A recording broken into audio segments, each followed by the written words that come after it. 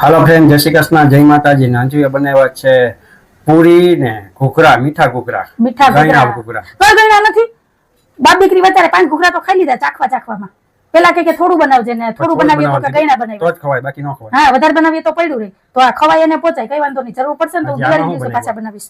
એમાં છે મેંદાની પૂરી. પેલા આનું તો કેવા દો. આ છે 7 પડી પૂરી, જે ઘઉં ને મેંદાનો લોટ મિક્સ કરી અને બનાવી છે. નકરી મેંદાની નથી. અને આ છે મીઠા ઘૂઘરા. દિવાળીમાં અને ઉતાસળી ઉપર બધાયની ઘરે ઘૂઘરા બને. અને ઘૂઘરા વગરની તો દિવાળી અધૂરી. મારા માનવને તો બહુ એટલે બહુ જ ભાવે.